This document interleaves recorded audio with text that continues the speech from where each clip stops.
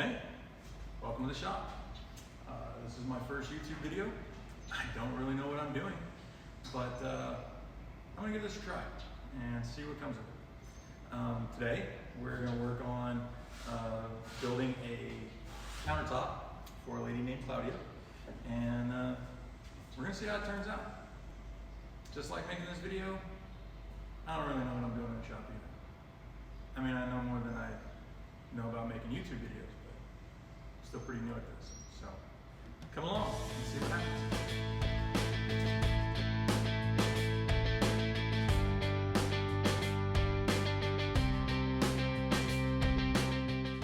So I come from the measure twice, then 3 times, maybe I should measure a 4th time school of woodworking. And despite all of that measuring, it is absolutely ridiculous how many times I foul up cuts. Like, it's crazy how many cuts don't go the way I expect. But what are you gonna do? So at this point, I'm starting to try and get my layout together. And I'm back and forth on the best way to do this, and a 1/4-inch piece of leftover plywood seemed to be my best shot. Now, my shop is also a classroom, and I inherited this space from my friend Paul. Fun fact, this was the same shop I worked in as a kid, but I digress. So my inherited space came with a lot of room and a few nifty tools, and 35 plus years of very few upgrades. As you can see, the shop is majorly lacking any kind of dust control, but as rough as it is, it's come a long way in the last 2 years, and year 3 promises to continue our trend of turning this space into something to envy.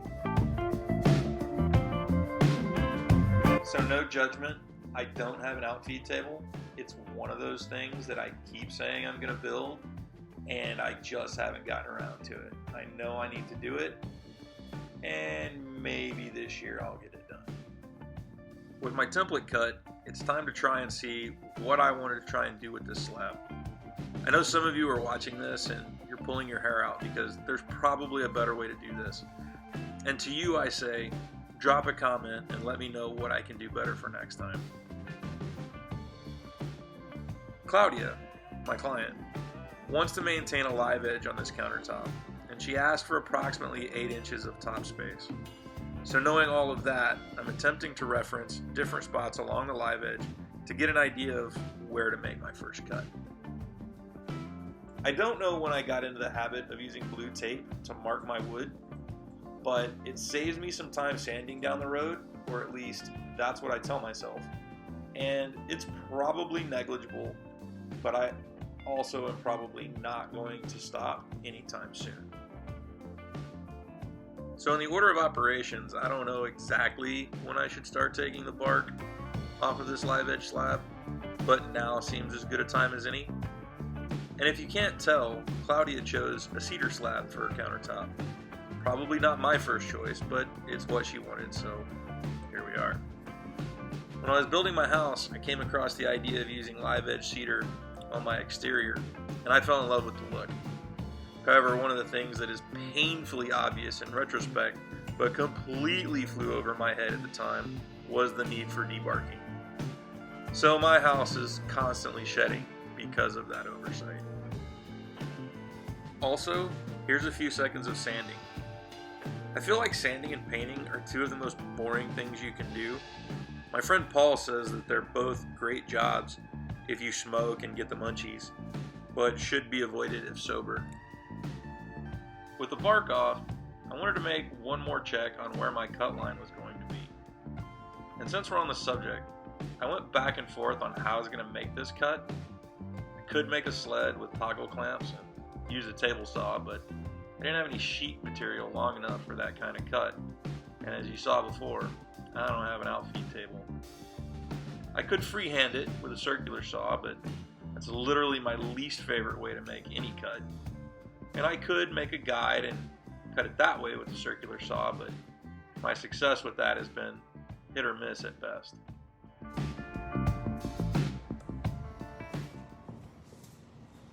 So the wind's blowing in my shop, and I don't have dust collection yet. It's on order, but it won't be here for a while. So I don't know what kind of mess we're about to make. Probably a big one. What are we gonna do? So I broke down and I bought a track saw. I know Festool has a bit of a hit or miss reputation in videos like this, but I'm gonna spend my money my way, and you can spend your money your way. And with that said, I really wish I'd made this purchase a long time ago. I'm the last person in the world who's going to tell you I get everything right the first time, and I am way more than willing to admit when I make a mistake, and this is one of them. Originally, my goal was to overcut this slab and create a waterfall on the back side of the countertop down in front of Claudia's sink. Unfortunately, two things happened to kill that plan. First, my miter broke, and I attempted to put it back together, but that's where problem number 2 comes into play. You can tell how excited I am right here because I yell out, "Fun!" right there. Here's the rub. Regardless of whether I try to fix this or not, I was never going to have enough material to make the waterfall work. The entire slab would have needed to be larger, and all we had is, well, what we had. So Claudia and I got together and decided to cut our losses and re-square the edge and go from there. I can't lie, I was feeling a lot dejected at this point. I'd really sold the idea of doing the waterfall on the back edge because I knew it was going to be way cooler than any alternative. But, setback in hand, I decided to at least make progress on removing some of the dead wood from the voids in preparation for epoxy. That's right, haters, purists. This project has epoxy in it. So you know what happened next. We put our big kid pants on and we went right back to work. And man, look at that track saw do some work. Yeah, it's messy, but God, it's sexy. I decided it was time to send this rough booger through the planer. I don't know what it is about watching a planer work, but it has got to be one of the most satisfying tools in the shop for me. Just watching those little shavings fly off into the dustbin.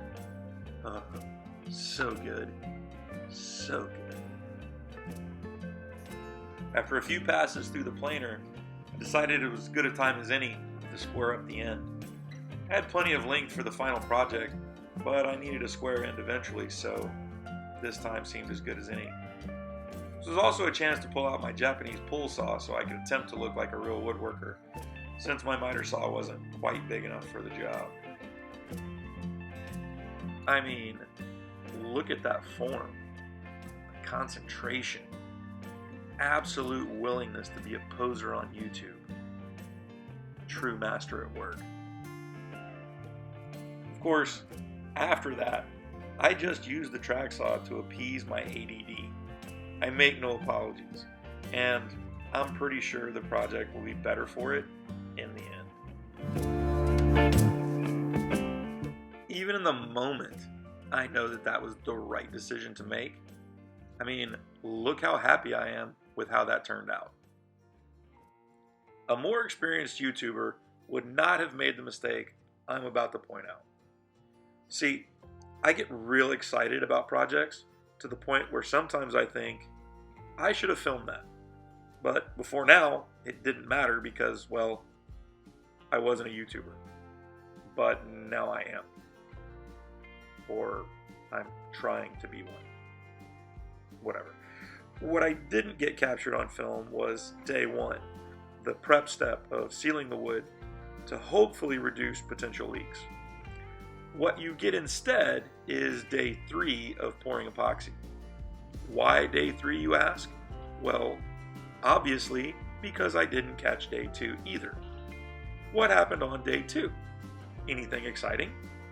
Oh, not much. Just the near removal of my fingertips. See, day 2 was 107 degrees in Texas when I decided to make my pour. And if you don't know, epoxy goes through an exothermic reaction once mixed, which most days isn't a problem. But at 3 p.m., when it's 107 degrees, it's a hot topic. That means you also don't get the obligatory epoxy mixing footage until day 5. What? I told you I'm still new at this. Cut me some slack. Anyway, I'm a total boat guy. I'm not sponsored or anything like that. It's just what I have the most experience with. Lots of other channels are busy mixing this stuff by the bucketful, but not me. I'm still mixing based on the special pumps that come with the kit. And also, let's not talk about how imprecise I am when measuring my color. And before somebody brings it up in the comments, yes, I know my paint mixing station is a mess. There are plenty of videos of people pouring epoxy on YouTube with fancy elaborate jigs for holding back the mess. And honestly, I'm looking forward to the day that I get to make my own such jig. But today is not that day. I've tried many different small-scale solutions, and this one works pretty good. Tyvek tape, caulk, and cardboard. Works pretty well for small pours like this. The next 4 minutes was originally 40 minutes of content that's been heavily edited and super sped up. And that's not even a fraction of all the actual work that I did. So what's the deal? Why not run your camera nonstop? You might miss a gem that might put your video over the top. And, well, that's true. I might. The fact of the matter is, 2 things. 1, sometimes I get busy and I realize I'm not filming, and then I convince myself it's okay. And 2, it's literally life on repeat. Mix epoxy, pour epoxy, wait on epoxy, sand epoxy, and start all over. So to me, that sounds about as exciting as watching paint drying. Maybe less so.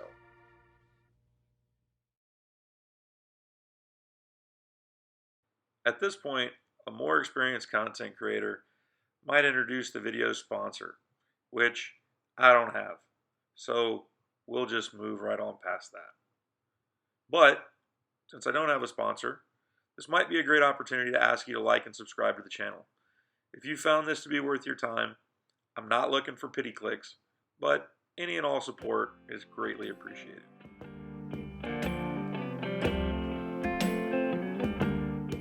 Since I am new to all of this, my goal is to try and put out 1 new video a month. If you'd like more regular content, feel free to follow me on Instagram at Better Build Stuff. I'll try to keep you teased and interested in between videos with my current projects. Oh look, more sanding, more epoxy. So fun fact, this big glob of epoxy that I'm sanding right there is actually a pass-through and a hole to the other side. And I really felt like that knot was going to come loose, so I just coated the whole thing in epoxy and sealed it up. I didn't get any video of the actual epoxy pour in that spot, but I think I did a pretty good job of making it look natural and trying to conform to the contours of the wood. All throughout this slab, there are these little holidays of softer tissue, and I felt like the best thing to do was to clean those out as best I could and fill them in. I don't know what issues they might have caused down the road, but I know what issues they won't cause because they're filled in.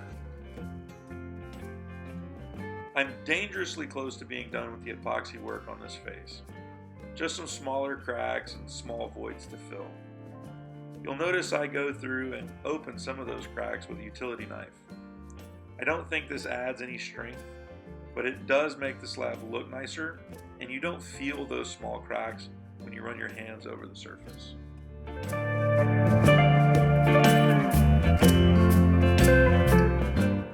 After letting the epoxy cure for a few days, it was time to marry my 2 pieces together. I still intended to do a dry fit at this point, so I left my overhang intentionally long so I could dial it in later. Here, I'm laying out my positions for my biscuits and getting them cut. As much as I'd love to cut some dominoes in this project, I just don't have the scratch for that tool just yet. Don't get me wrong, I completely plan on completing my sellout at some point, but for now, biscuits will do just fine. And because I left my overhang long, you'll definitely be seeing me do this again later. One of the issues I ran into with this particular Harbor Freight biscuit joiner is that the biscuits for the setting I was using were still a little too tight. Like, super tight. Like, insert inappropriate joke about tightness here tight. So, I ended up using the next size down just to save myself some headaches. Now, that's not to say that all headaches were avoided, just that some were. Doing the biscuits on the main slab was nerve-wracking. The whole time, all I could think was that somehow I'd gotten my marks wrong and I was going to cut all of these biscuits and then go to attach my drop down and nothing was going to line up. The anxiety was real. Of course, nothing did go wrong and everything turned out fine. And a lot of that, well, actually all of that, starts with good preparation and setup.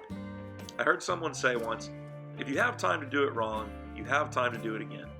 So while I'm not always the best at planning things out, in this instance, I'm glad I did. Once I dry fit my two pieces, I wasn't crazy about how it looked. It was already a far cry from the waterfall edge that I had originally planned, but now it just looked like two pieces of wood stuck together. Jason over at Bourbon Moth has put a couple of shadow lines in his projects, and I like the way it came out, so I gave it a try. Admittedly, the idea was sound, but I wasn't crazy about the execution at this point. With everything dry fit, I wanted to take some time to take the piece and check it in place before I glued it up. Like a bonehead, I didn't get any footage, but I did get one photo. So what did we learn from the dry fit? Several things. One, Claudia was able to settle on how much of an overhang she wanted. Two, I figured out how I was going to transport this thing once it was finished. And three, that my drop down into the kitchen backsplash needed to be trimmed. A lot. So, back to the shop for trimming and more biscuits. Oh, and I came up with an alternative execution for my shadow line. Glue time. There's no going back at this point. Tight Bond 3 was probably overkill, but this piece was going in near a sink, so why risk it? Nothing left to do but apply some glue, get out the glue spreader, and make some sticky magic. Here's an obvious statement. A vacuum on your sander is a game changer. I know you know that, but until I shot this clip, I'd never done it. I just used the sad little bag that came with my sander. But then I got these sweet little universal attachments, and my life is forever changed. If you're one of the 3 people in the world still bagging it when you sand, check the description below for a link to these little beauties. Okay, final stretch before applying finish means one last trip over to the miter saw to cut to final length. This is the most nerve-wracking part of this, because if I screw this up, I'm going to cut into a biscuit, and this project is going to ruin my day. Hey dummy, why didn't you mark where your biscuits were? And honestly, it's an excellent question. The answer being, my order of operations was such that I sanded and then cut, when I should have cut and then sanded. A classic zig when I should have zagged scenario. In case it wasn't clear, we missed the biscuit. All that was left at this point was to apply the finish. I opted to go with Rubio Monocoat. Claudia picked their black application. Now, full disclosure, I've never used Rubio before, so all of this was going to be my first rodeo with this product. I've heard all kinds of positives for this finish, but I'm kind of curious. What's yours? Leave a comment below. I'm always looking for new ways to dress my projects. After a good wipe down of the excess and a buff down per every instructional video I could find on YouTube, I let it sit overnight and I came back the following morning for a second coat. Now, with a product with the name Monocoat in the title, you'd think it'd be a one and done product. But I chalk up my inexperience for the reason I needed to lay down a second coat. For my own sanity, it really did help even everything out. I've got to say, I think it came out better than expected. With that, I let it cure for 5 days per the manufacturer's specifications, and I started planning the install. Install day. Finally. This is kind of a big deal because this is the first major project that I've ever worked on for somebody other than myself. I have to take this opportunity to thank Claudia for having the faith in me to pull this off. Also, huge shout out to her son Cody, who helped with the install. An extra set of hands is always helpful.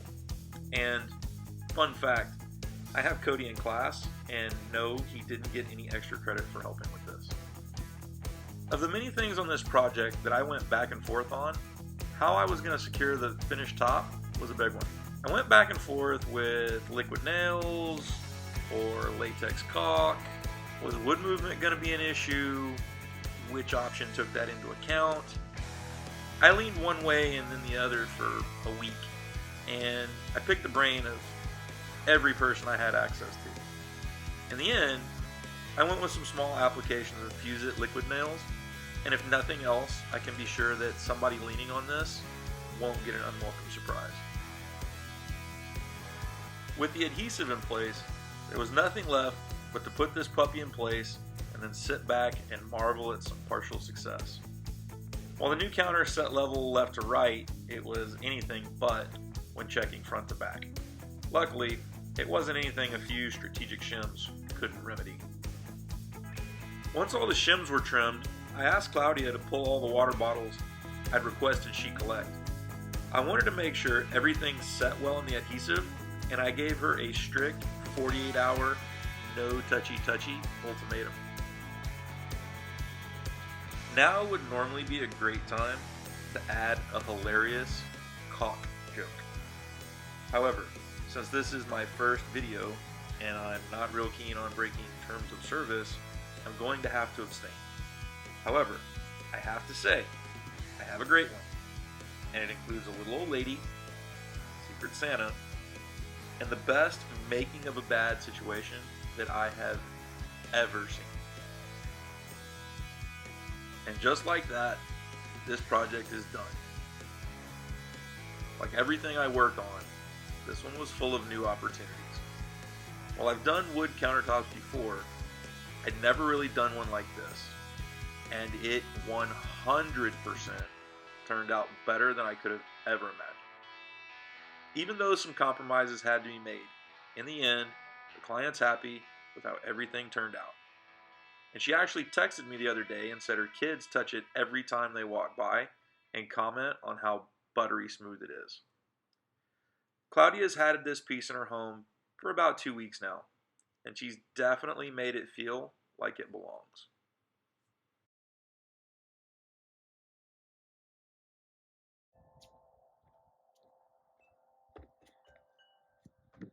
Okay, so there it is. My first YouTube video. I think it turned out pretty well. Not too long, not too short. The project turned out fantastic, and it was a whole lot more work than I thought it was going to be. But I'm not afraid to do it again, and I think I will.